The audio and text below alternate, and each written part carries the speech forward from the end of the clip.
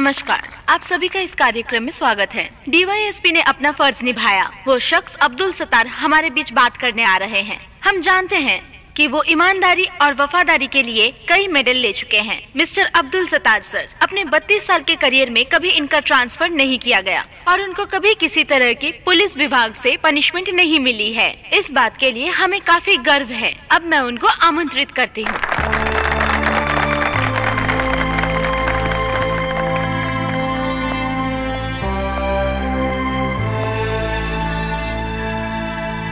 अपने बूट और सलाखों को छोड़कर आज मैं एक नया कदम रखने जा रहा हूँ।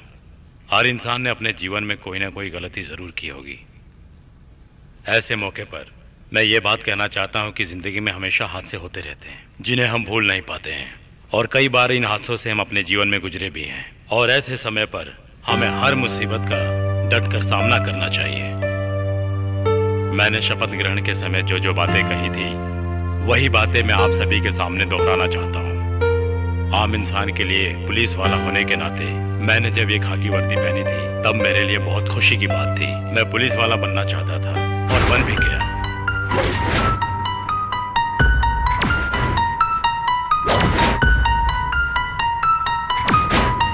इसलिए मैं आज और हमेशा अपने आप पर गर्व करता रहूंगा।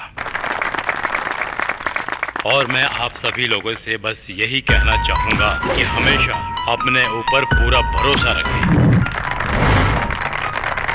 Thank you.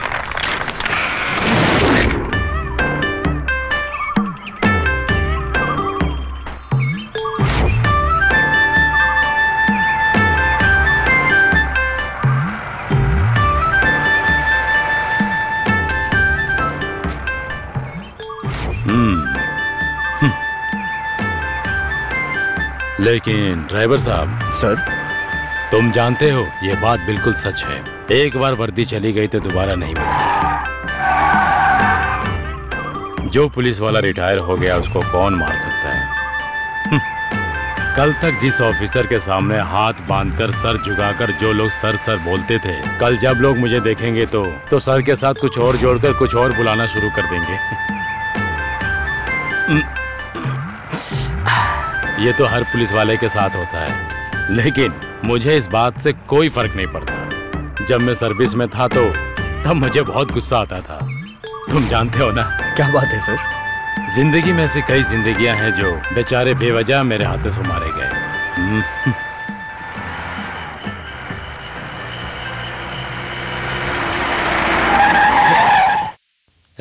क्या हुआ? गाड़ी क्यों रोक दी? कुछ हुआ क्या? बीच रोड पे पेड़ गिरा हुआ है। हाँ। आप बैठिए, मैं देख के आता हूँ। हाँ ठीक है, जल्दी आओ।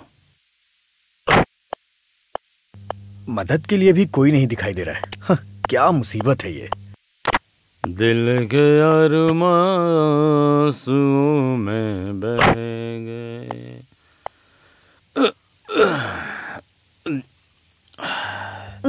दिल के अरमां आंसुओं में बह गए। हम जहाँ थे वहीं पे रह गए। हम वफा करके भी तन्हा रह गए। दिल के अरमां आंसुओं में बह गए। दिल के अरमां। शायद उनका आखिरी पैगाम होगा, शायद उनका।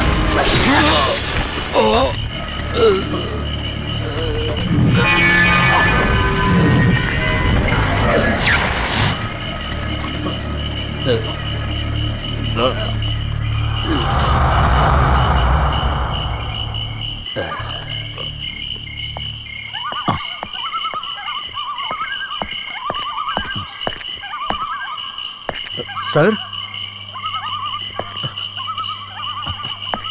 सर। ओ, तो वो वहाँ है। सर, मैंने पेड़ हटा दिया है। आप चलिए सर। सर अभी तक पेशाब कर रहे हैं। सर चलिए सर। सर, हाँ सर।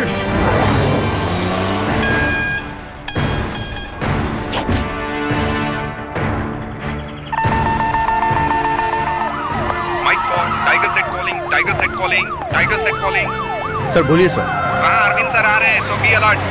Okay sir. सर आ रहे हैं।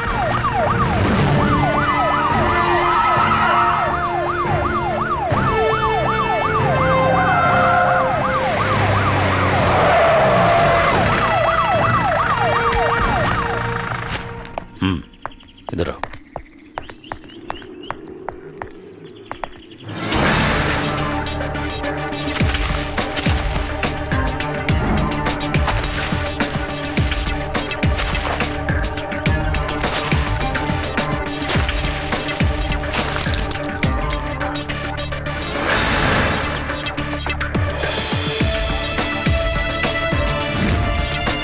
सर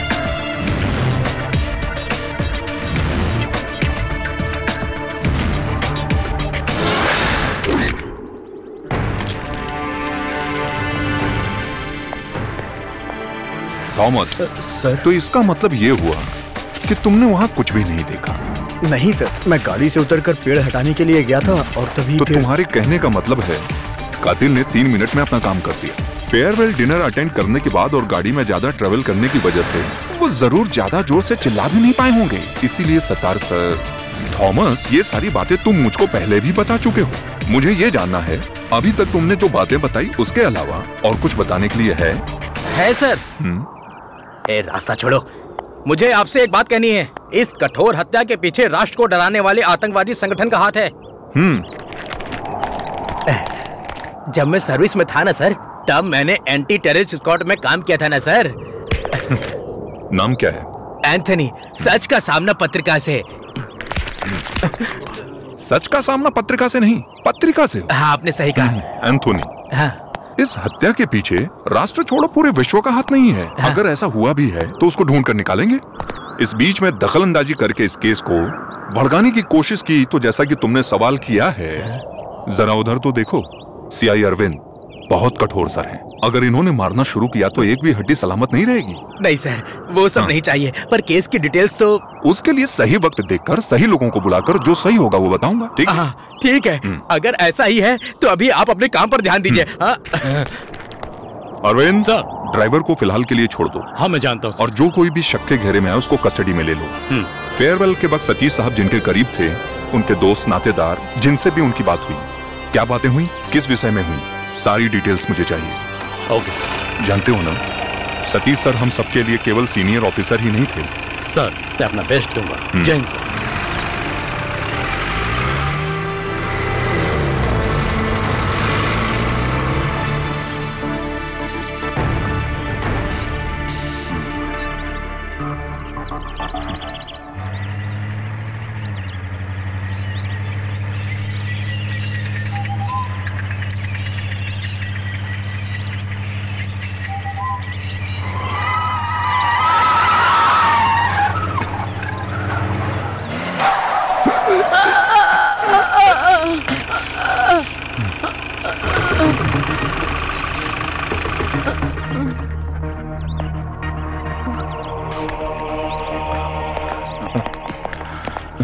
आपको चोट तो नहीं लगी? नहीं।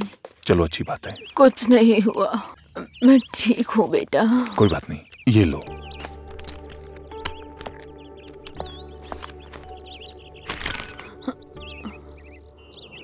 अरे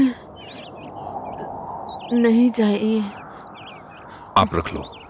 नहीं, मुझ पर इल्जाम है कि मेरी वजह से आपको तकलीफ। ऐसी कोई बात नहीं, कोई बड़ा हादसा नहीं हुआ, यही बड़ी बात है।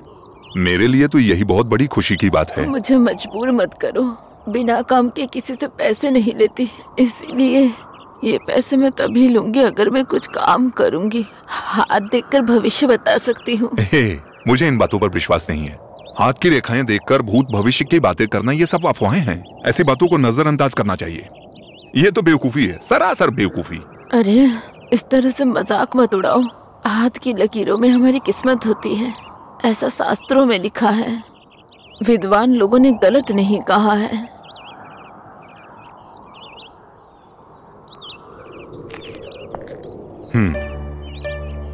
हे दुर्गा,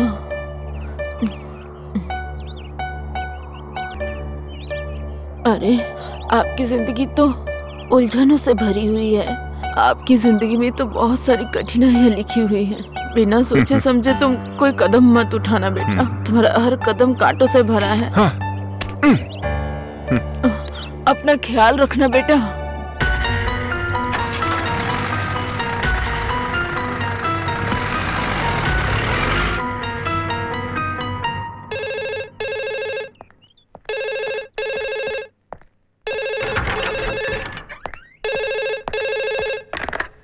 यस सर, मैं अरविंद बोल रहा हूँ। पिछले कुछ वक्त से रिटायर आईजी राघवन आपके बारे में पूछ रहे थे। राघवन सर? जी सर। क्या बात है? जी वो तो पता नहीं, मुझे लगता है कुछ ना कुछ जरूर गड़बड़ है। मैंने उनकी आवाज से ऐसा महसूस किया है। वो डरे हुए थे। सर जितना जल्दी हो सके वहाँ जाकर आप देखिए। वो कह रहे थे कि इमरजेंसी है सर। अभी आप लोगों के सामने आईजी नवीन सर आ रहे हैं। वो केस की तह तक पहुंचने में और काम को अलग तरीके से करने के लिए जाने जाते हैं और वो हम सबके प्रिय भी हैं।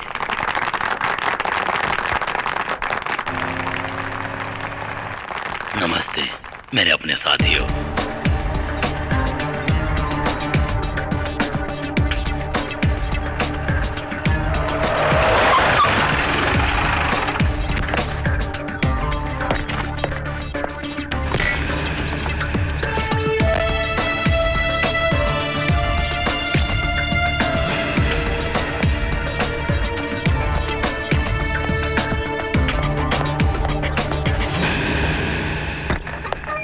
Sir, Raghavan sir, Raghavan sir.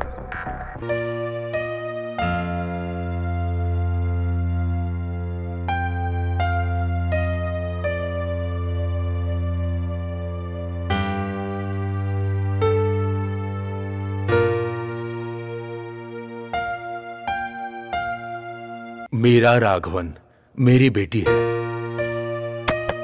Sir, तुम तो जानते हो ना, बीवी के गुजर जाने के बाद जो मैं जिंदगी गुजार रहा हूं वो इसके लिए है। अब तक मैंने उसकी किसी भी ख्वाहिश को अधूरा नहीं रहने दिया। लेकिन अब Siddharth, now she is my problem. आज सुबह से ही ये लापता है। She is missing.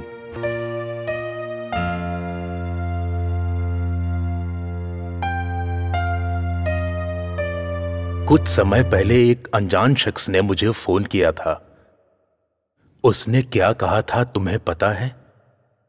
मेरी बेटी जिससे प्यार करती है उसके साथ जिंदगी संवार रही है। इस बात को मैं कैसे मान लूं? बस मुझे मेरी बेटी वापस चाहिए। इसके लिए तुम्हें मेरी मदद करनी होगी। वो किसके साथ गई है और कहां गई है, ये सब तुम्हें पता करना है। उसके बारे में कुछ सुराग है क्या आपके पास? मैंने उसका रूम और सारा सामान चेक करके देख लिया, लेकिन कुछ भी नहीं मिला।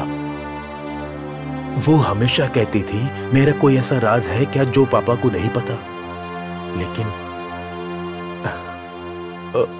इस केस को हैंडल करने के लिए बहुत दिमाग चाहिए। किसी को इस बारे में पता चल गया तो उसकी इज्जत नीलाम हो जाएगी। सर आप शांत हो जाइए। किसी को कुछ पता नहीं चलेगा और मैं उसको ढूंढ कर यहां लाऊंगा। भरोसा रखिए। सतीश सर की हत्या के केस की तरह ही दूसरा केस भी इंपॉर्टेंट है, मीरा राघवन का केस।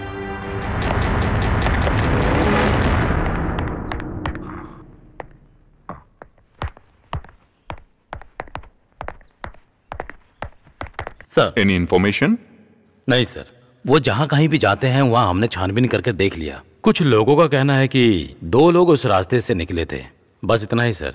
मीरा के कॉलेज में पता किया? हाँ किया, लेकिन कोई भी मीरा के अफेयर के बारे में नहीं जानता है। वो हमेशा पढ़ाई और म्यूजिक में रहती थी। उसके फ्रेंड्स बस इतना ही जानते हैं। पता नहीं सर, मुझे कुछ अजीब सा फील हो रहा है, कुछ अच्छा नहीं लग रहा है। मुझे भी। लेकिन अरविंद, जो हर वक्त हिंदुस्तानी संगीत और किताबों में उलझी रहती थी वो मीरा राघवन, उसके ऊपर हम कोई मुसीबत नहीं आने देंगे। ये मैंने सर से वादा किया है, वो मुझे हर हाल में निभाना है।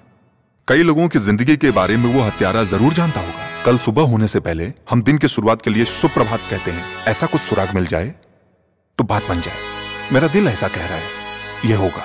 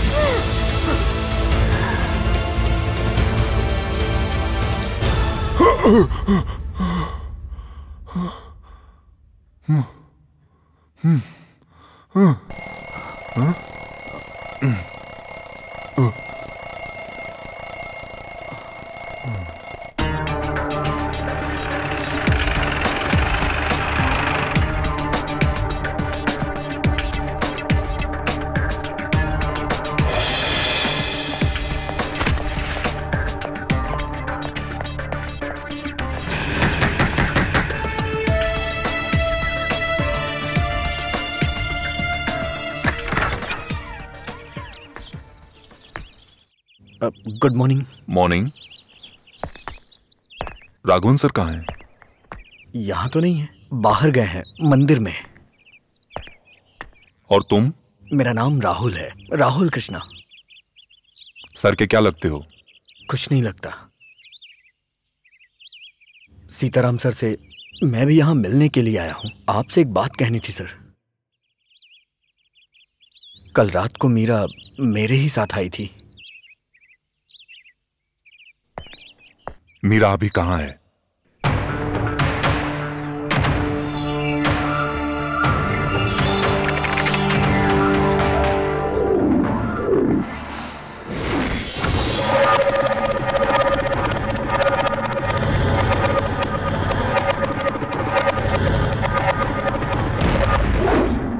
हर रोज की तरह उस रोज भी हड़ताल चल रही थी। उस दिन मैंने मीरा को पहली बार देखा था। स्पेशल क्लास अटेंड करने के लिए कॉलेज जाने के चक्कर में हड़ताल के दिन भी वो घर से बाहर आ गई थी। उस दिन मैंने पहली बार मीरा को देखा।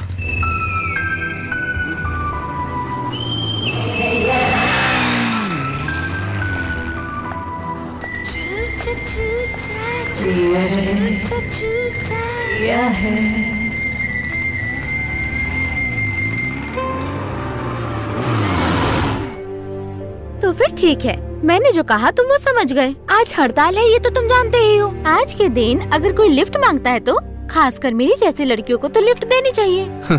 तुम कोई ब्रिटनी स्पीयर्स हो क्या? रिटायर्ड आईजी राघवन की बेटी को आज तक किसी ने छेड़ने की हिम्मत नहीं की है। टच करना तो दूर की बात। हाँ, वैसे आज हड़ताल है और मुझे कॉलेज जाना है, इसलिए मैं तुम्हें माफ कर देती हूँ। ठीक है ना? जल्दी चलो, 9:30 की क्लास है। चलो नीचे उतरो। क्या? मैंने कहा ना नीचे उतरो। रिटायर आईजी की बेटी हो तो अपने पैरों से चल के जाओगी तो ज्यादा अच्छा रहेगा। अरे रुको प्लीज, स्टॉप। मैं तो मजाक कर रही थी, सॉरी। स्टॉप।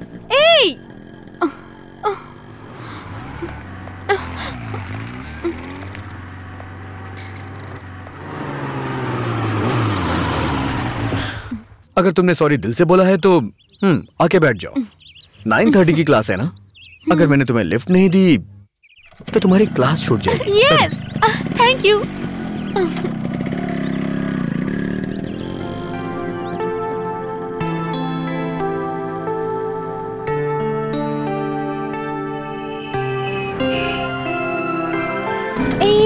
रुको। ओके। अगर तुम मुझे वहाँ तक बाइक से छोड़ोगे तो लड़कियाँ बातें बनाएंगी। क्यों खामखा उनको बोलने का मौका देना है? Rahul, thanks. It's okay. Thanks lift देने के लिए नहीं बोला है। तो फिर? बाइक चलाते वक्त बीच बीच में ब्रेक लगाकर चांस मारने की कोशिश नहीं की, इसलिए। तुम संस्कारी हो और ऐसे ही लड़कों को लड़कियाँ पसंद करती हैं। बाय।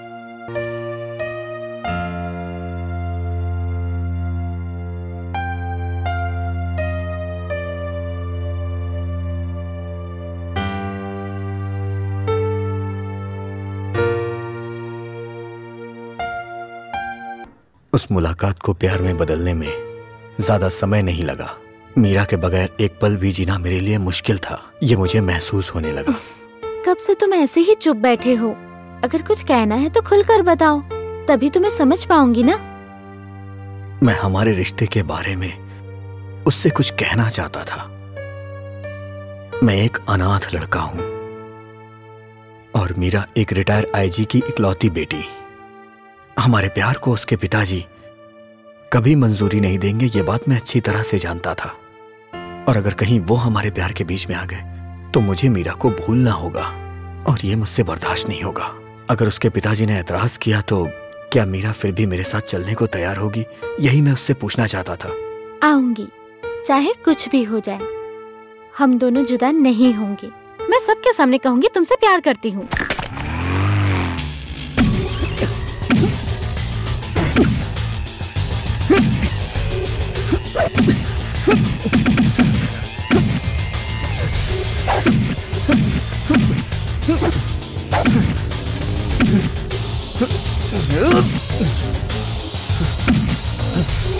राहुल, आ गई तुम। मैंने तुम्हें यहाँ पे इसलिए बुलाया क्योंकि मैं तुम्हें सरप्राइज देना चाहता हूँ। कम ऑन, हम यहाँ से कहीं और चलते हैं। कहाँ? जिंदगी के सफर पे। हम दोनों शादी करने वाले हैं। I mean, court marriage.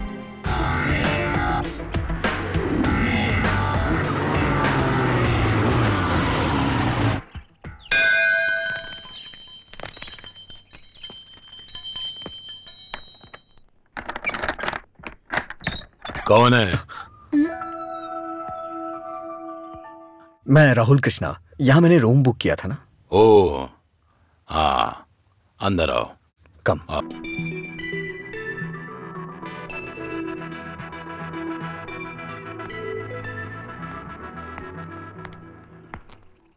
Ice cream खाओ। अगर वो वापस नहीं आएगा तो अच्छा रहेगा, है ना? वो लड़का इतना अच्छा नहीं है। दुनिया में उससे भी अच्छे लड़के हैं, तुम्हें मिल सकते हैं। इसका फैसला मैं करूंगी। समझ गया। कभी कभी इस तरह की गलती सुधारने के लिए लोग गलत ही बताते हैं, तभी गलती का एहसास होता है। संभलने के लिए कल सुबह तक का वक्त है, चाहो तो संभल जाओ।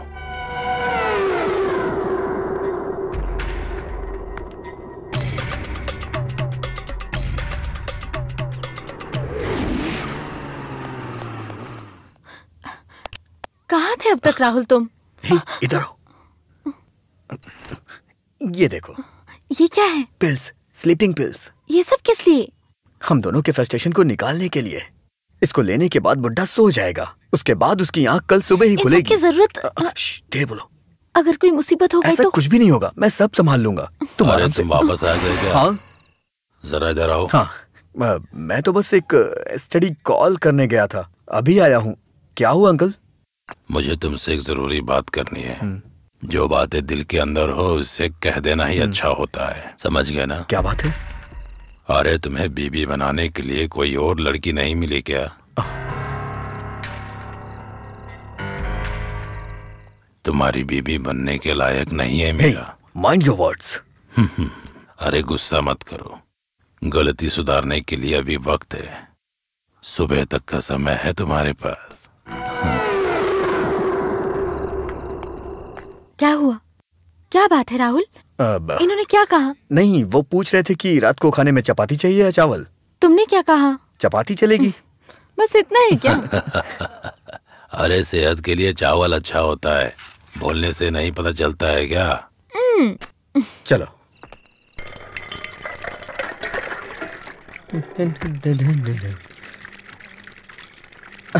अंकल, मैं कुछ मदद करूं क्या? नहीं, रहने दो। हाँ अंकल, मैंने आपके बारे में बहुत कुछ सोचा, लेकिन मुझे कुछ समझ में नहीं आया। वैसे आपके पीछे राज क्या है? कुछ राज की बातें राज ही हो तो अच्छा है। नहीं, मुझे बस जानने की उत्सुकता हो रही थी और कुछ नहीं। तुम ना ही जानो तो बेहतर है। ठीक है।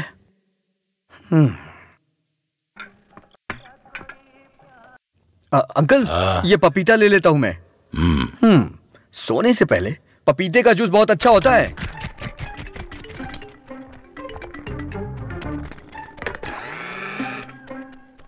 अरे फ्रस्ट्रेटेड बुढ़ऊ, इसे पीने के बाद तुम आराम से सो जाओगे।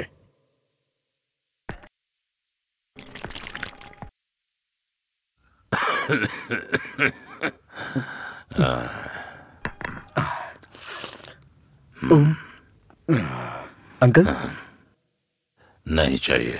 अंकल, इसे मैंने अपने हाथों से बनाया है। कितने प्यार से मैंने आपके लिए बनाया था इसे, और आप इसे पीने से मना कर रहे हैं। पीछे ना, प्लीज।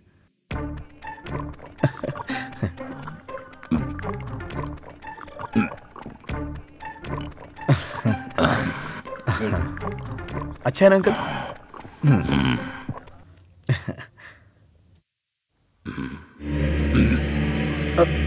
अंकल क्या हुआ? अंकल अंकल क्या हो गया? अंकल चलिए चलिए अंकल आराम से। Thank God. Good night good night good night. अपने पैरों को लंबा करके आराम से सो जाइए। टाटा।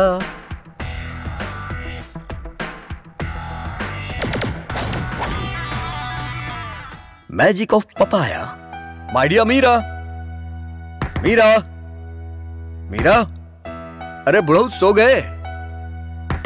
मीरा, हे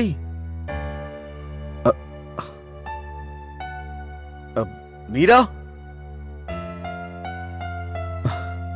मीरा।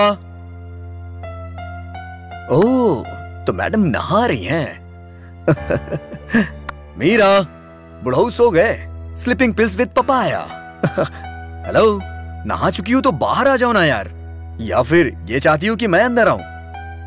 हाँ, बोल नहीं रही हो, इसका मतलब मैं अंदर आ जाऊं? मीरा,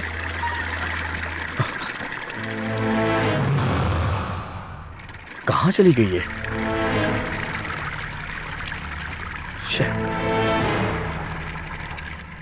मीरा, मीरा।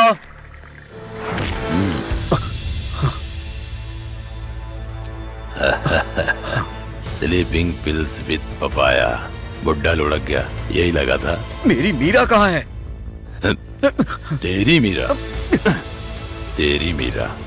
तुम उसे अपनी मीरा कह रहे हो? रिटायर आईजी की बेटी तुम्हारी मीरा कब से बन गई? हाँ, अब वो मेरी मीरा है। वो मेरी कस्टडी में रहने वाली मेरी मीरा है। मैं तुम्हें जान से मार दूंगा। बताओ मेरी मीरा कहाँ है? शंकर नारायण के सामने ये होशियारी नहीं चलेगी। मेरी बात तुम ध्यान से सुनो।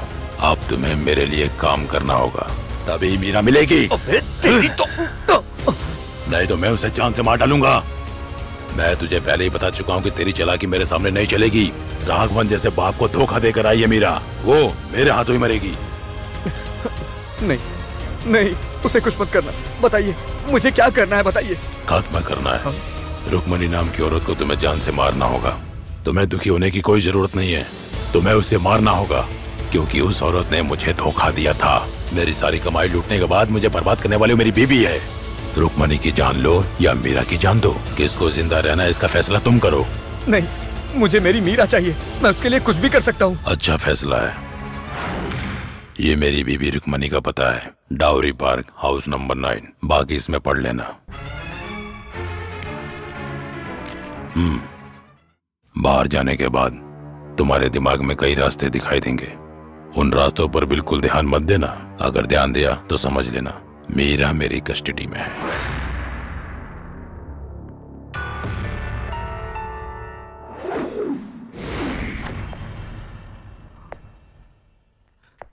शंकर नारायण ने रुक्मणी देवी को मारने के लिए मुझे भेजा, लेकिन मुझ में किसी को भी मारने की हिम्मत नहीं है। लेकिन मेरी मीरा, सब मेरी वजह से हुआ है। मैं खुद को कभी माफ नहीं कर पाऊंगा। मैं इसके हल निकालने के बारे में सोच रहा था, तो मैंने ये सोचा कि मैं ये सारी बातें आईजी सर को बता दूं, और मैंने उन्हें सब बता दिया। मेरी बातें सुनकर वो मंदिर में मन्नत मांगने गए हैं। इन सब में अब भगवान क्या कर सकता है सर? हमें मीरा को बचाना होगा। मुझे आपकी मदद की जरूरत है सर, नहीं तो वो मीरा को मार डालेगा।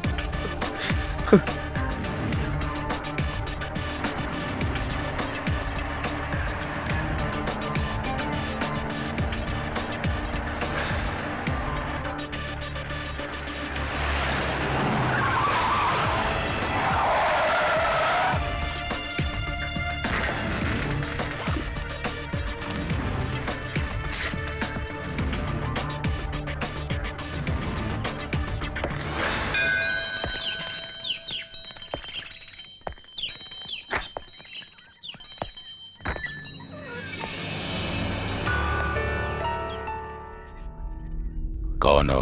क्या चाहिए? कमरा चाहिए। यहाँ कोई कमरा खाली नहीं है।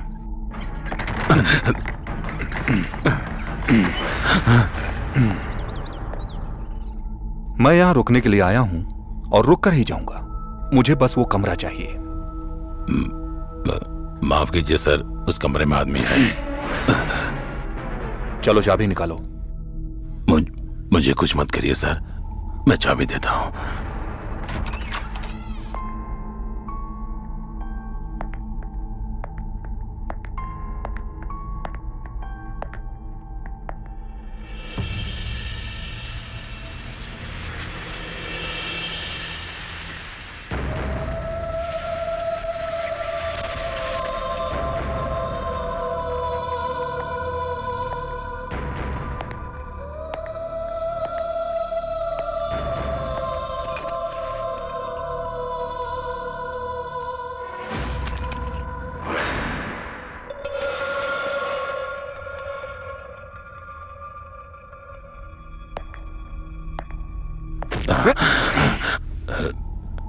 तुमने इस बेचारी को मार डाला? नहीं सर, मैंने इसको नहीं मारा सर। मैं सब कुछ पता करके ही यहाँ पर आया हूँ। यहाँ पर जो कुछ भी हुआ है वो राहुल ने मुझे बता दिया है। नहीं, उसने आपको सच नहीं बताया होगा सर, उसने आपसे झूठ बोला होगा, सरासर झूठ। आप मेरी बात समझने की कोशिश कीजिए सर। सच क्या है मैं आपको बताता हूँ सर। जीने के लिए जब मेरे पास कोई रास्ता नहीं था, तब मैंने इस गेस्ट हाउस को बनाने का फैसला किया था। यहाँ पर अक्सर जितने भी टूरिस्ट आते हैं मौज मस्ती के लिए आते हैं, वो एक दिन रहकर चले जाते हैं, लेकिन जब ये दोनों आए थे तब इनमें ऐसी कोई चीज नहीं थी। उस लड़के को देखकर मुझे कुछ गड़बड़ लगा। यहाँ लोग शांति के लिए आते हैं या फिर अपने दिल की इच्छा को पूरी करने के लिए आते हैं।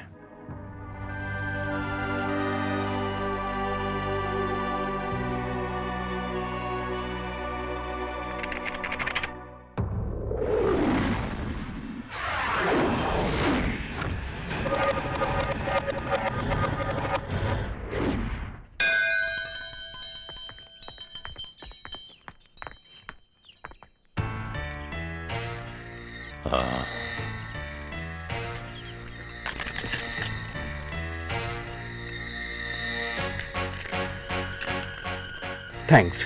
वो रूम है, चलो। तुमने एक ही रूम बुक किया क्या? हाँ, काफी नहीं है क्या? नहीं, हम साथ में एक रूम में तब रहेंगे जब हमारी शादी हो जाएगी। तब तक तुम अपने कमरे में और मैं अपने कमरे में। Okay uncle? मुझे दूसरा रूम चाहिए। हाँ देता हूँ ना, ये लो तुम्हारा वो कमरा है, ठीक है? Thank you uncle, bye. आपने उसे चाबी क्यों दी? मैंने उसे कुछ प्लान करके यहाँ बुलाया था ना। सारा खेल बिगाड़ दिया आपने। सॉरी। हाँ, सॉरी। सॉरी।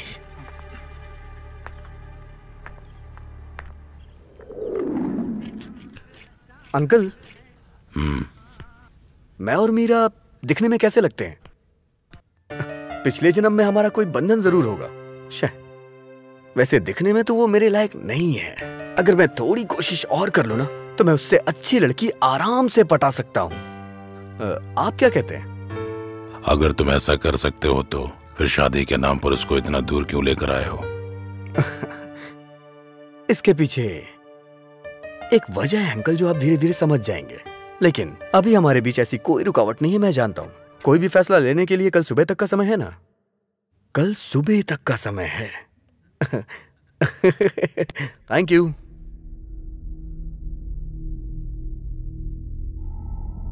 हाँ मीरा, मैं थोड़ी देर में आता हूँ। हाँ, कितने समय से एक दूसरे को जानते हो तुम लोग? सिर्फ 2 महीने की मुलाकात है, लेकिन ऐसा लगता है कि जैसे हमारा जन्मों जन्मों का रिश्ता है। आपको भी ऐसा ही लगता है ना? वैसे अंकल, हम लोग यहाँ पर आए हैं, ये बात किसी को मत बताइएगा। अगर मेरे पिताजी को इस बारे में पता चल गया तो सारी मेहनत बेकार हो जाएगी। मैं किसी को नहीं बताऊंगा। ये राज में राज ही रखना चाहता हूँ। विश्वास कर अपने अंकल पर। हाँ?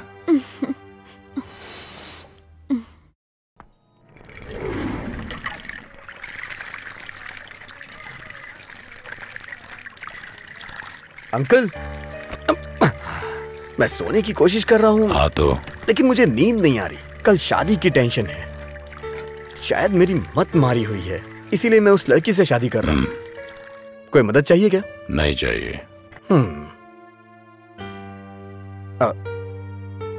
अंकल, ये पपीता ले जाऊं क्या?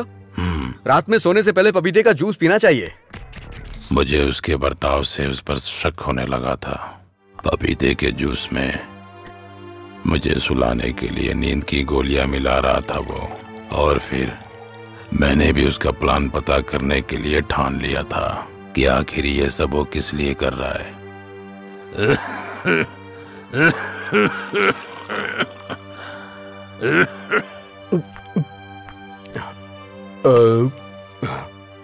ये लीजिए अंकल।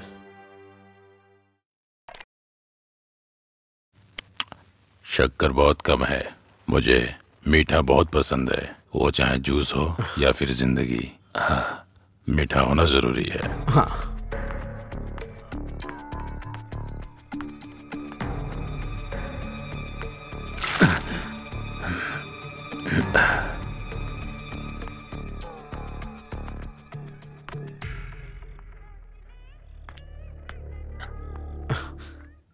ये लो, मेरे सर में दर्द हो रहा है, मैं थोड़ा सोने जा रहा हूँ।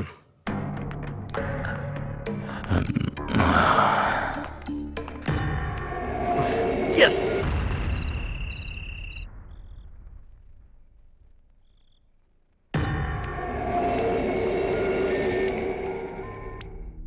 Bye. Good night uncle.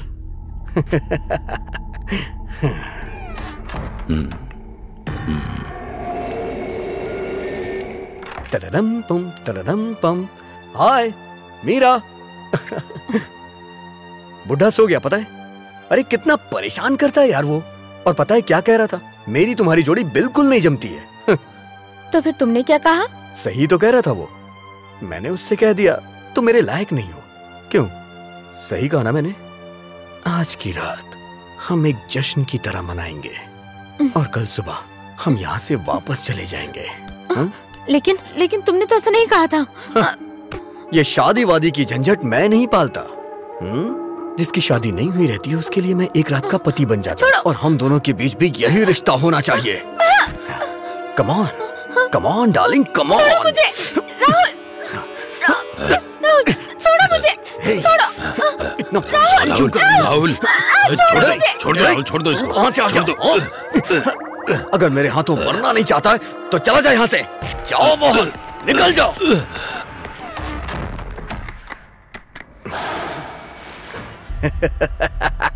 Rahul please, Rahul please मुझे छोड़ दो। राहुल, इस बच्ची के साथ ऐसा मत करो। दरवाजा खोलो राहुल, दरवाजा खोलो, खोलो राहुल।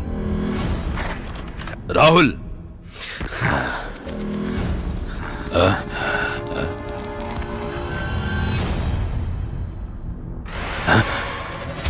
राहुल, ये तुमने क्या किया? क्या? सुबह होने से पहले इसे कुएं में ले जाके फेंक देते हैं। और सुन, अगर इस बारे में तूने पुलिस को बताया ना तो मैं एक खून और करने में जरा भी हिचकिचाऊंगा नहीं।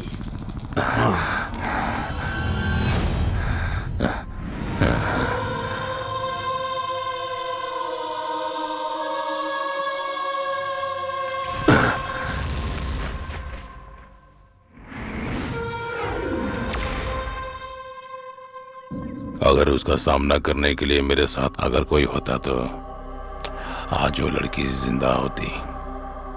आखिर मैं अकेला क्या कर सकता था? तुम्हारी बनावटी बातों को सुनकर मैं भावुक होकर यहाँ से खाली हाथ जाने के लिए नहीं आया हूँ। अमन ग्लोबल स्ट्रीट में जो औरत रहती है रुक्मणी देवी, वो तुम्हारी बीवी है। तुम उसको मारने के लिए राहुल कृष्ण को मजबूर कर रहे थे। उसने तुम्हारी बात मानने से इनकार किया तो तुमने मीरा को मार दिया। इसलिए मीरा की हत्या में केवल तुम्हारा हाथ है। बीवी और मेरी, लेकिन मैंने अभी तक तो शादी ही नहीं की। फिर भला क्यों मैं उसको मारने के लिए किसी को मजबूर करूंगा सर? किसी को भी मारने के लिए 1000 रुपये काफी है। कोई भी ये काम आसानी से कर देगा सर। आप उसकी बातों में आकर उसे बचा रहे हो सर। अरविंद, इससे एड्रेस ले लो सर, और जाकर छानबीन करो कि रुक्मणी नाम की औरत उस पते पर रहती भी है कि नहीं। जल्दी जाओ, क्विक।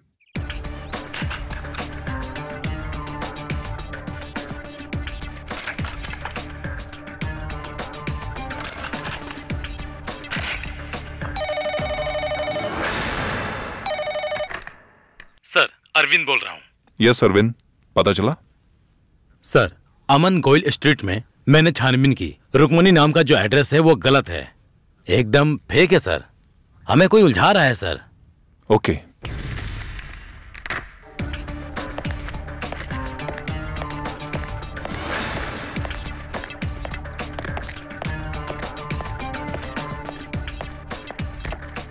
सर सर सर वो मानसिक रोगी है, उसने मीरा को मारा है सर। वो किसी भी स्थिति में बचना नहीं चाहिए सर।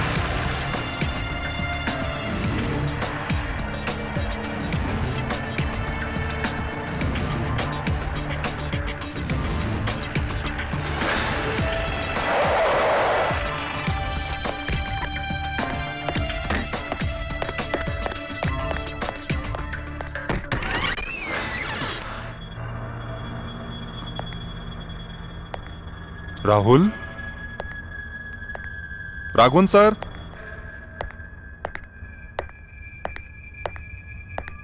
राघवन सर?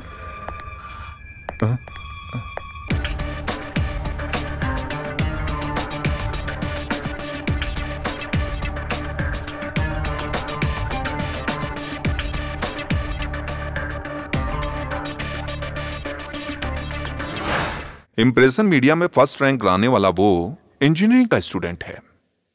इतने दिनों तक वो यहीं पर था जहां कोई किसी को सहारा नहीं देता, यहां उसे प्यार और सहारा दोनों मिला।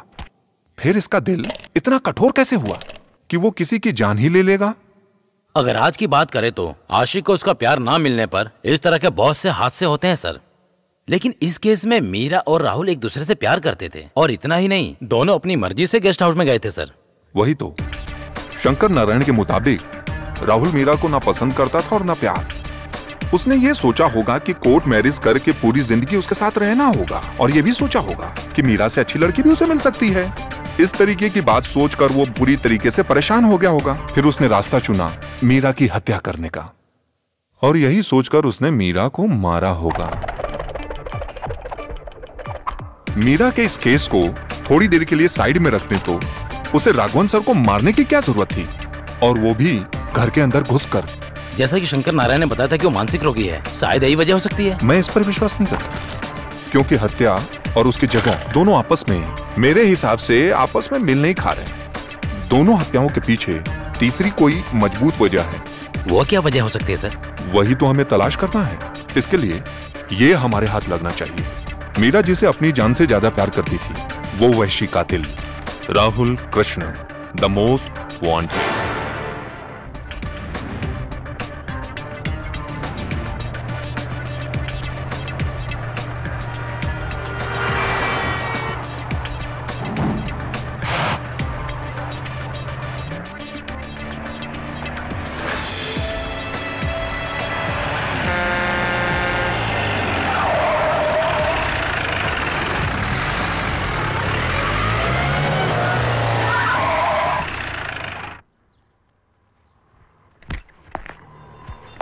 मैंने जैसा कहा था वैसा ही करना, ठीक है बेटा? ठीक है। हाँ लो। अरे लेकिन तुम तो इन पर विश्वास नहीं करते, आज क्या हो गया? एक मुसीबत है, मुझे लग रहा है। अच्छा बताओ, मेरे हाथ की रेखाएं भविष्य के बारे में क्या कहती हैं? हे भगवान, अच्छा देखती हूँ। तुम पर सवाल उठ रहे हैं।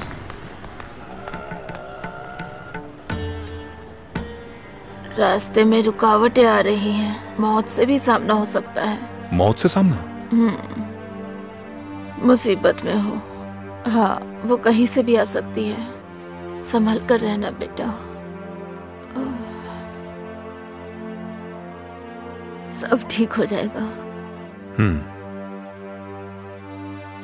दुर्गा बेटा, अगर प्रायश्चित करोगे तो इसका हल निकल सकता है।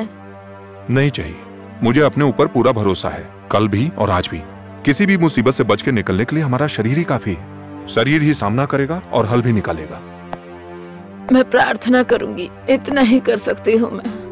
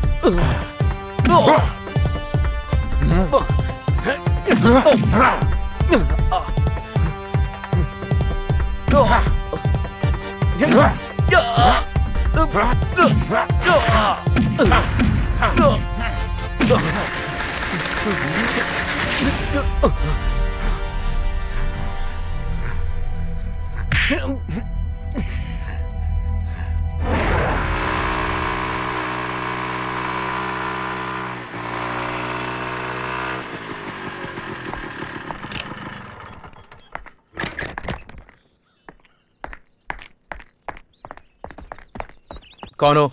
किससे मिलना है? मुझे अर्जेंटली एसपी हाँ हेलो जी, गेस्ट हाउस ही है। नहीं, इस हादसे के बारे में मीडिया को कोई न्यूज नहीं देना, ऐसा बड़े साहब ने कहा है। प्लीज नहीं, ऐसा करने से मुसीबत बढ़ सकती है। अगर आपको इस केस के बारे में डिटेल चाहिए तो सिद्धार्थ सर से बात करो। मुझे एक बार मिलने दीजिए। सर अंदर बिजी, आपसे नहीं मिल सकते। कांस्टेबल कौन है ये? पता नहीं सर, कौन है ये? क्या चाहिए? I am Sophia, Sophia Hasan. क्या हुआ? मुझे इस केस के बारे में बात करनी है। परमिशन क्या है? नहीं है। बिना परमिशन के आप एसपी सर से नहीं मिल सकती हो। अभी जाओ, बाद में आना। मुझे उनसे मिलना है बस, मैं और कुछ नहीं जानती। अरे एक बार बोल रहा तो समझ नहीं आ रहा क्या तुम्हें?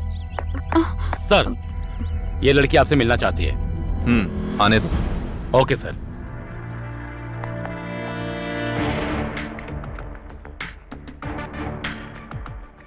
क्या बात है सोफिया, परेशान क्यों हो? राहुल कृष्णा ने कोई गलती नहीं की है सर। वो किसी का खून नहीं कर सकता। मैं उसे बचपन से जानती हूँ, हम दोनों ने साथ में पढ़ाई की है। आप मेरी बात का यकीन कीजिए। अच्छा, तो इसी वजह से उसने कल रात को सर को जान से मारने की कोशिश की थी? इतना ही नहीं, उसने सारा गुनाह भी कबूल कर लिया है। कबूल कर लिया? हाँ। मुझे बिल्कुल भी यकीन नहीं है। इसमें जरूर कोई ना कोई गड़बड़ है सर। राहुल को बचा लीजिए सर, वो बेगुनाह है।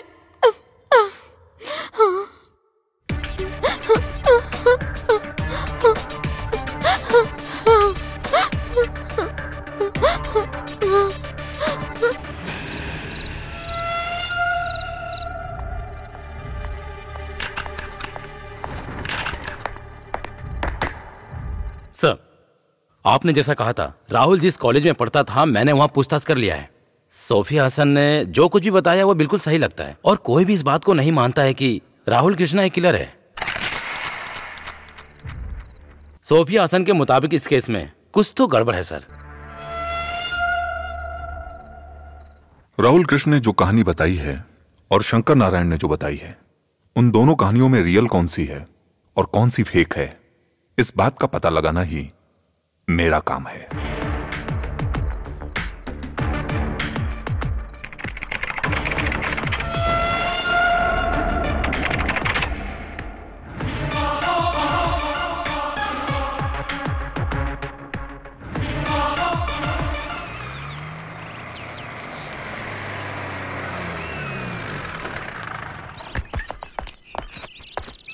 सर मुजरिम मिला क्या?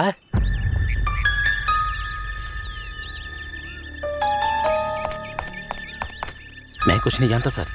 इस केस के सारा डिटेल अपने आजी वर्गीस सर को बताने से पहले आप यहाँ आ रहे हो, ये बात उनको पता चल गई है सर। आखिरकार तुम आ ही गए एंथोनी। कोनी का किसी भी नेता से ताल्लुक नहीं है। सर आप अभी तक उस बात से नाराज हो? मैं तो बस यूं ही मजाक में नहीं, जानबूझ के किया। इस केस को उलझाने के लिए कुछ तो जाल बिछाकर रखा है। राहुल कृष्ण ने जो मर्डर किया है उसकी इन्वेस्टिगेशन मैं कर रहा हूँ। ये बात ऑफिस वाले ही जानते हैं। उस केस के बारे में ही जाने के लिए आए हो ना? बहुत दिलचस्पी ले रहे हो उस केस में तुम एंथोनी? सर बात यह है कि जानता हूँ। इंटेलिजेंस आईजी वर्गीस के जानने से पहले मैं जो बताने वाला हूँ उस कहानी में तुम तो एक बहरूपिया हो एंथोनी। कल रात जो मेरे ऊपर अटैक हुआ था उसके पीछे कौन हो सकता है ये तुम जानते हो एंथोनी? जानता हूं सर। फिर भी मुझसे बात छुपाई, ऐसा क्यों एंथोनी? कोई बात नहीं, मैं तुम्हारी मानसिकता को अच्छी तरीके से समझता हूं। अगर तुम्हारी जगह पर मैं होता तो यही करता। तुम जा सकते हो। इस केस की सारी डिटेल मैं तुम्हें बुलाकर बताऊंगा। जाओ। चलता हूं सर।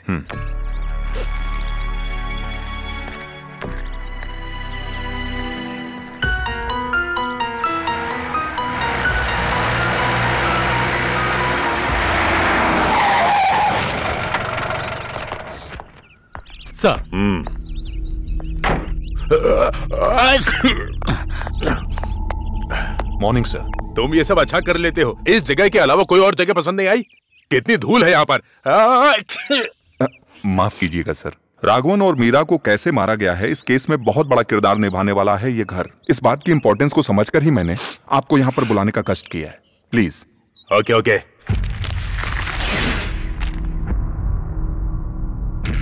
राहुल कृष्ण, ये कहानी इसी ने शुरू की थी। अनाथ आश्रम में रहने वाले इस राहुल की जिंदगी में आखिर क्या हुआ था वो सब इसमें लिखा है।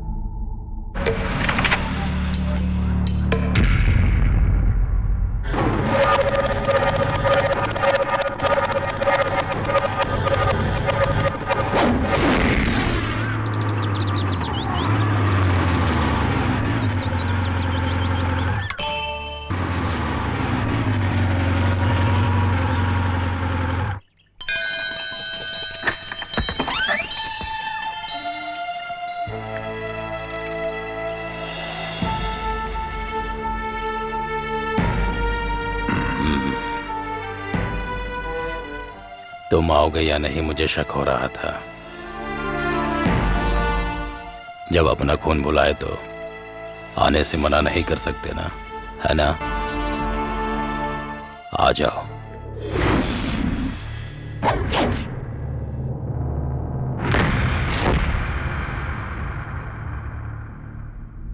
इस बूट को पहचानते हो? तुम्हारे बाप का था। उसके होने के बावजूद तुम्हें सालों तक एक अनाथ की तरह जीना पड़ा। तुम्हारे उन्हीं सवालों का जवाब है ये। तुम्हें उनके बारे में सब कुछ जानना होगा। तुम्हारे और तुम्हारे बाप के बीच में ऐसा क्या हुआ था?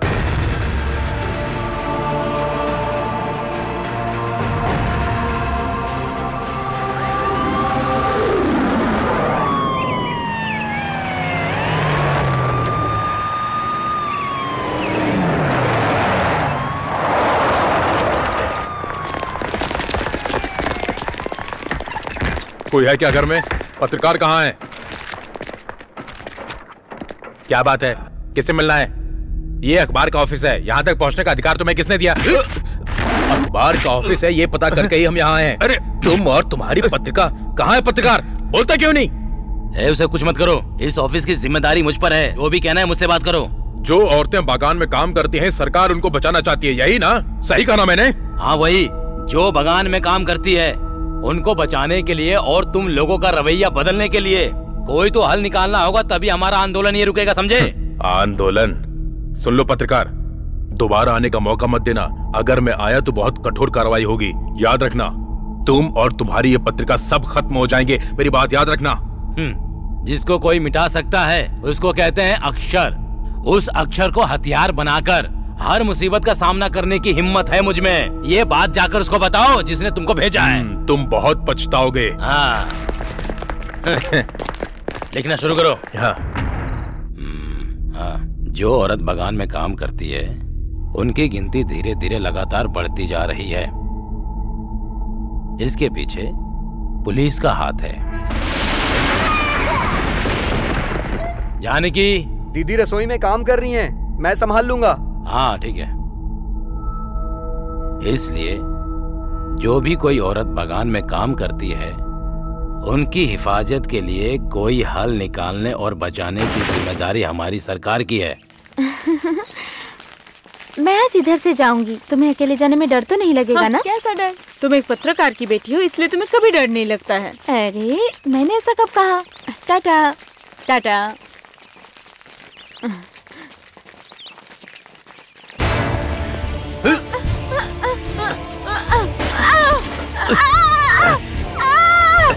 चल छोड़ो। अरे गायत्री, छोड़ो इसे। छोड़ो। अरे ऐसा मत करो। आप बहुत लिखता है ना। चल। अरे छोड़ो, प्लीज इसे छोड़ दो। छोड़ो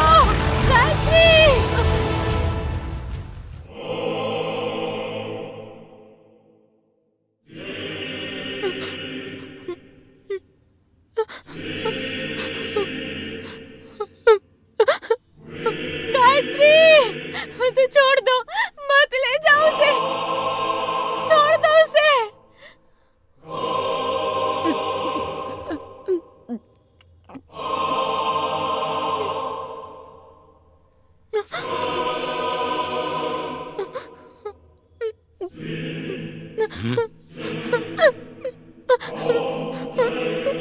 भाई छोड़ दो ये सब, हमें ये सब क्यों करना है? पता नहीं अब क्या होगा।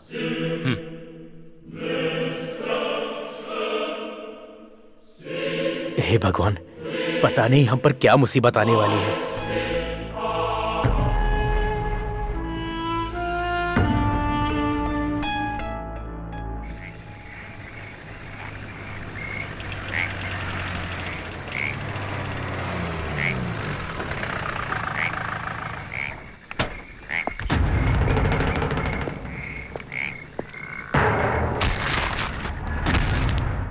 किसी को इस बारे में कुछ पता नहीं चलना चाहिए, इसलिए रिपोर्टर्स को यहाँ पर बुलाया है। हमारे खिलाफ जनता को भड़काने का ये एक षड्यंत्र है। अगर हमने जल्द कोई रास्ता नहीं निकाला तो हम पर मुसीबत आएगी। जानते हो ना, ये सब पेड़ काटने वाले हैं। ये सारे लोग कोई भी कदम उठाने से पहले कुछ भी नहीं सोचने वाले हैं। उन्हें हम फांसी पर लटका देंगे। अगर उसकी बात सुनकर वो पुलिस स्टेशन आए ना तो वहाँ से जिंदा बचकर नहीं जाएगा, चाहे कोई हो। सही कहा ना थॉमस? पत्ती से बनी चाय में अगर थोड़ा सा रम मिलाकर और साथ में जवान लड़की, पहाड़ियों के ठंडा मौसम, क्या मस्त कॉम्बिनेशन होगा। करेक्ट, तुमने सही कहा।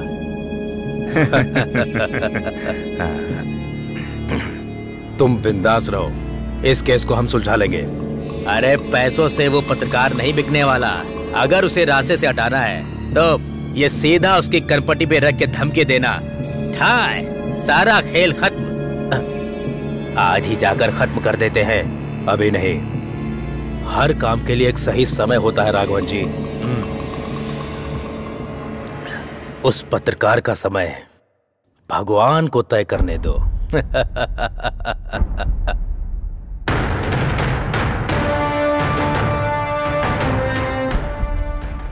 आकाशवाणी के मुख्य समाचार। हम सभी राष्ट्र के लोगों को हर तरह की मुसीबत का सामना करना पड़ता है। भारत और पाकिस्तान के बीच तनाव बढ़ता ही जा रहा है। दोनों देशों के बीच जो शांति प्रस्ताव रखा गया था, इस तनाव के चलते उसे रद्द कर दिया गया है। दोनों देशों के बीच युद्ध होने की संभावना है, ऐसा देश के बड़े बड़े नेताओं का कहना है। राष्ट्रपति द्वारा लिखित किताब में धारा 352 को समझाया गया है। उसके बारे में अपोजिशन पार्टी का कहना है कि इस कानूनी धारा में कोई कमी है और इस विवाद को लेते हुए देश के बड़े बड़े नेताओं के बीच इस मुद्दे पर बहस जारी है। अब देखना यह है कि दोनों देशों के बीच युद्ध होता है या नहीं।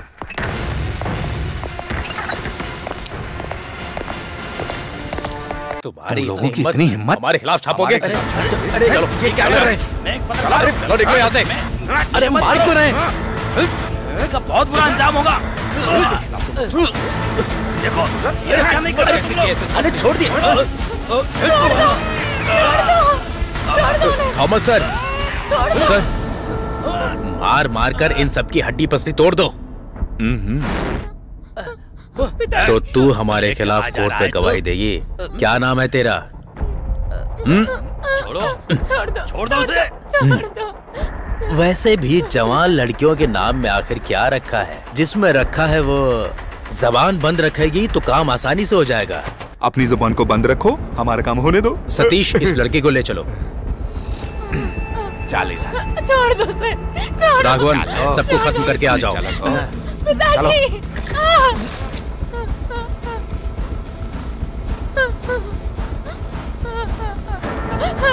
बचाओ। अरे चल चल अरे चल। छोड़ दो मुझे, छोड़ो।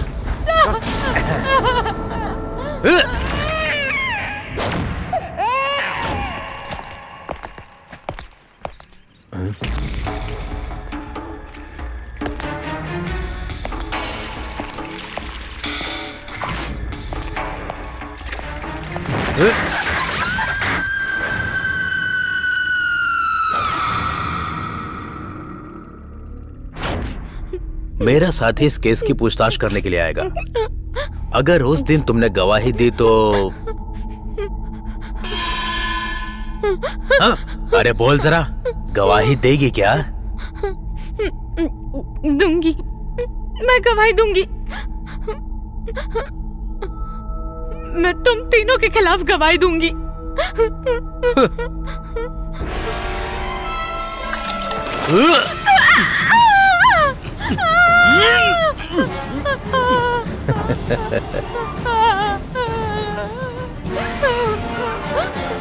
तेरी इतनी हिम्मत? हाँ, मेरे पापा को कुछ मत करो, कुछ मत करो मेरे पापा। अरे तुम्हारे पिताजी को वो कुछ नहीं करेंगे, लेकिन जब तुम कोर्ट में जाओगी तो हमारे खिलाफ गवाही नहीं दोगी ना? ये गधा कभी सुधरने वाला नहीं। पिताजी। काबका हमारे बारे में उल्टा सीधा छाप कर हमारे गुस्से का शिकार हो गए। हम तुम्हें जिंदा नहीं छोड़ेंगे। मत पुलिस की ताकत। गवाही देगा, गवाही देगा।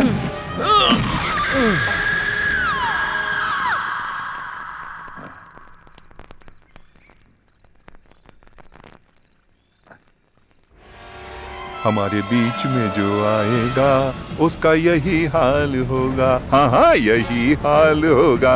हमारे बीच में जो आएगा उसका यही हाल होगा। हाँ, यही हाल होगा। मजा हमको आएगा, यही हाल होगा। अरे रास्ता छोड़ो। हम लोग अपना काम करेंगे, कोई कुछ न कर पाएगा।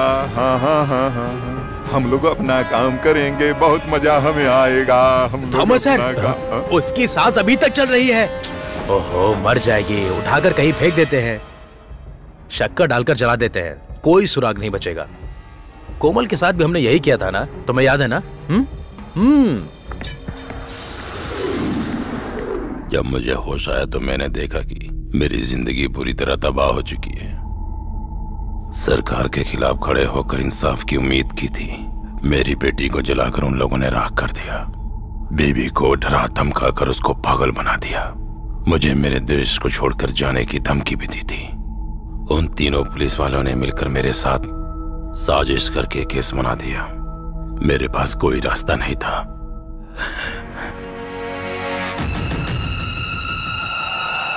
कोई पुख्ता सबूत न होने की वजह से वो लोग कोर्ट से बच गए थे। उन तीनों ने अपने जाल में फंसा दिया और मुझे फिर जेल जाना पड़ा। मुझसे मिलने के लिए जेल में एंथोनी आया था। तब मैंने उससे एक ही बात कही थी कि जब मैं जेल से सजा काट कर बाहर आऊंगा तो जिसने हमारे साथ ये सब किया उनसे हम तीनों मिलकर बदला लेंगे। उस वक्त मदद के लिए तुम मेरे साथ रहना। एंथोनी ने मुझसे वादा भी किया था। तुम्हारे हाथ में खत रखकर उसी ने तुम्हें उस अनाथ आश्रम में भेजा था। उन सबको मरना चाहिए। सतीश को मारने में हम कामयाब हो गए, पर अब मरने की नवीन की बारी है।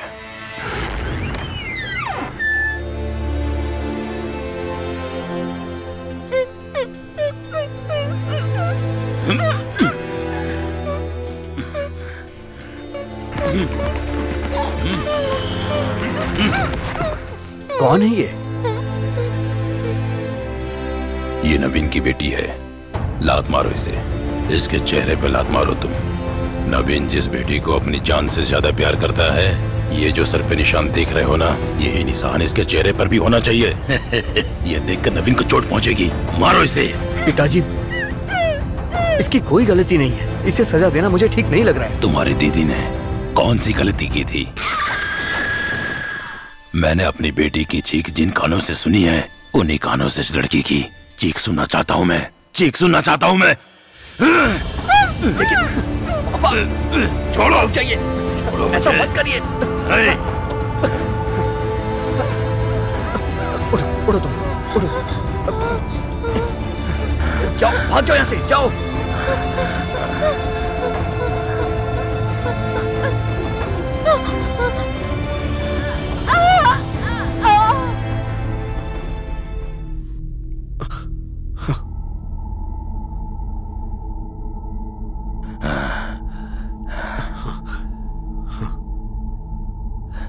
देख लिया, उसने जान बचाने की कोशिश की, लेकिन अपनी ही गलती से अपनी जान गंवा बैठी। भविष्य के एक बुरे हादसे को बराबर करने के लिए मैंने नवीन से एक बात झूठ बोली थी। अब इसके बारे में सच बताना चाहिए क्या? इस खबर को उसको बताना चाहिए। जैसे ही इसकी खबर उसको मिलेगी वो हिल जाएगा। मैंने बदला लेने के लिए बहुत इंतजार किया। पिताजी, अब आईजी से बदला आप नहीं, मैं लूंगा।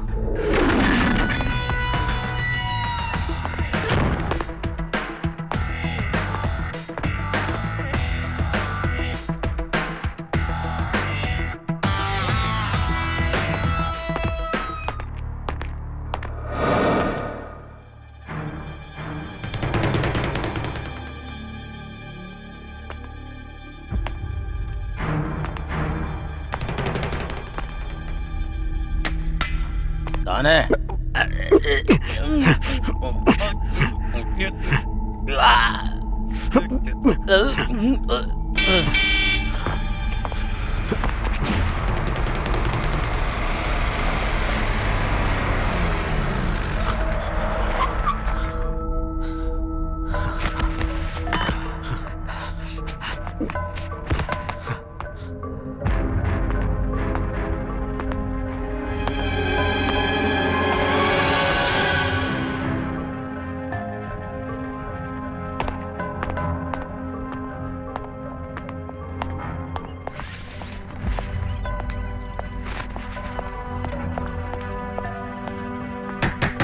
जैसा मैंने कहा था वो वैसा ही दिख रहा था। मीरा को वो अपने साथ लेकर गया था। राघवन के घर में वो गुड मॉर्निंग कहकर मेरा वेलकम कर रहा था। तब वो नहीं जानता था कि सच एक न एक दिन सबके सामने आएगा ही। अगर मीरा राघवन की मौत एक एक्सीडेंट की वजह से हुई है, तो राघवन सर की मौत हर तरह से देखा जाए तो एक मर्डर है। हाँ सर, ये सब जिसने किया है वो है राहुल कृष्ण। लेकिन इस बारे में शंकर नारायण और राहुल कृष्णा दोनों ने जो कहानी बताई है वो वेल प्लान्ड है। किसी को शक भी ना हो, ऐसा कैसे हो सकता है? इसका जवाब मैं नहीं दे सकता। कल रात को जिसने मुझे डराने के लिए मुझ पर हमला करके भागने की कोशिश की थी वो पकड़ा गया। अरविंद,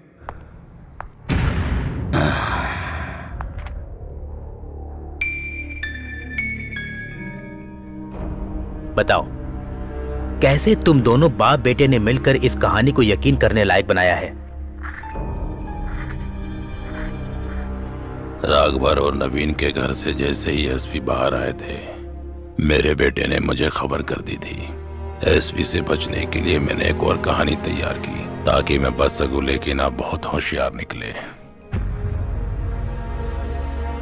मेरे बेटे ने जो पहला हमला किया था, उसके बाद मैंने जो हमला किया उसमें आप बच गए और मेरा प्लान फेल हो गया। इस केस को आपने सॉल्व कर दिया, लेकिन ये मत समझना कि सब कुछ यहीं पर खत्म हो गया। मेरा बेटा अभी भी बाहर है। मेरा अपना खून वो किसी को नहीं छोड़ेगा।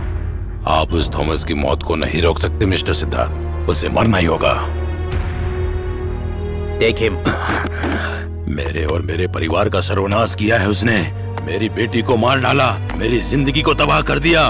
उसको मरना होगा। अगर आपके अंदर ज़मीर है तो उसकी मौत के बीच में मत आओ। मत आना, मत आना।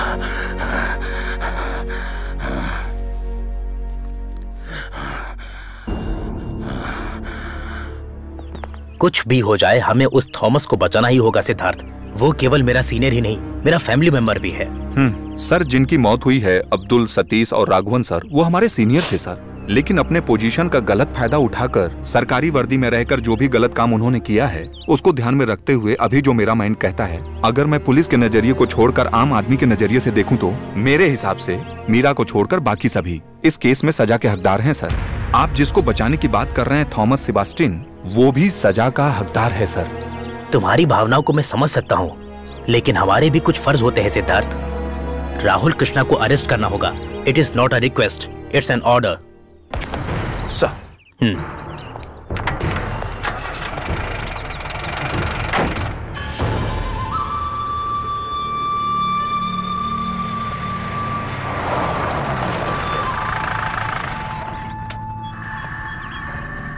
अरविंद, उसका घर और उसके आस पड़ोस में चेक करना चाहिए। परेशानी किसी भी रूप में आ सकती है। सिक्योरिटी टाइट करो और खुद फैसला लो। सर, खून होने की स्थिति में सर को इस जगह के अलावा और दूसरा कोई घर नहीं मिला क्या? यह बात मुझे समझ में नहीं आई। वो सब छोड़ो, लेकिन हमें अपना काम करना है।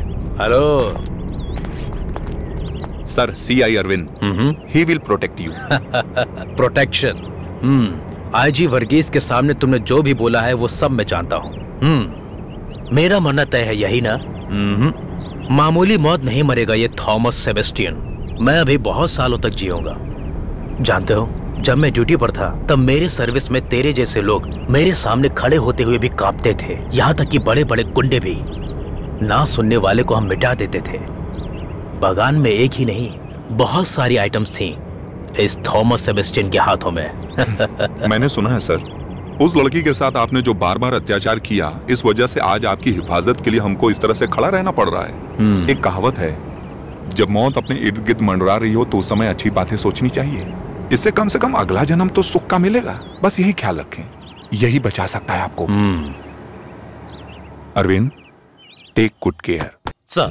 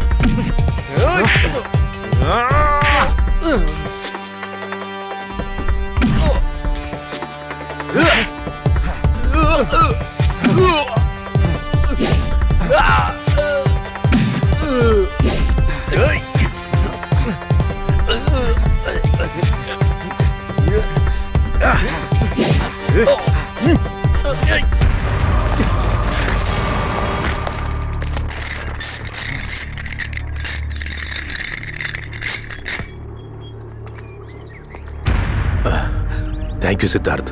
मैंने तो बस अपनी ड्यूटी की है सर।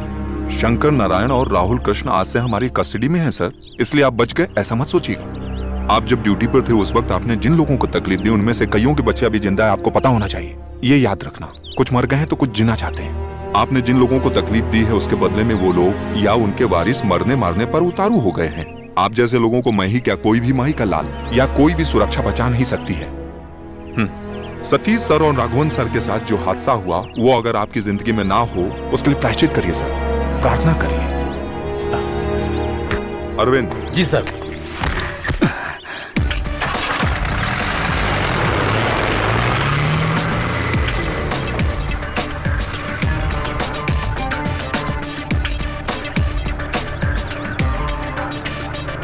स्टॉप। क्या हुआ सर? उस पेपर को दो। हाँ।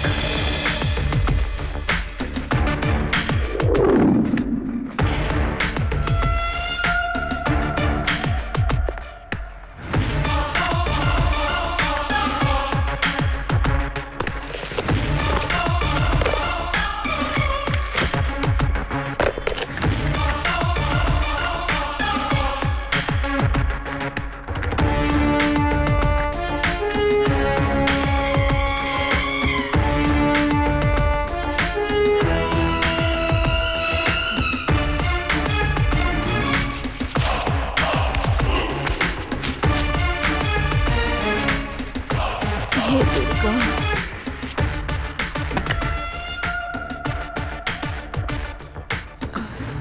नहीं, अब कोई मुसीबत नहीं है। पर ये है,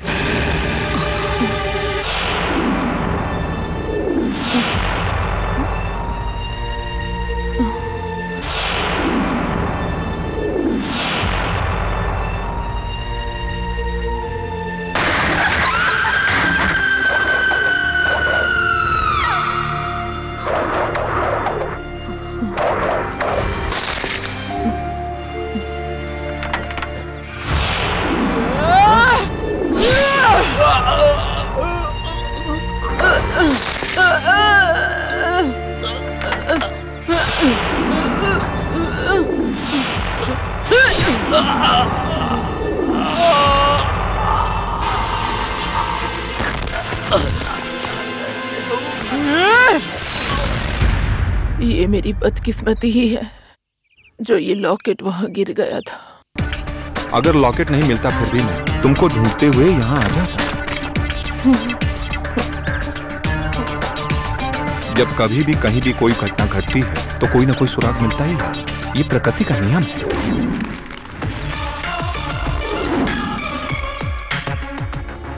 उस दिन मैंने राहुल की आंखों में ऐसे ही प्रायश्चित के आंसू देखे थे। आज तुम्हारी आंखों में वही प्रायश्चित के आंसू मुझे दिखाई दे रहे हैं। उस दिन से लेकर आज तक मैं एक मां के दर्द को समझ सकता हूं। हमारे देश में सबूत की कमी के चलते कई ऐसे केसों पर मिट्टी जम चुकी है। एडीजीपी थॉमस सेबास्टियन का केस भी उन्हीं में से एक था।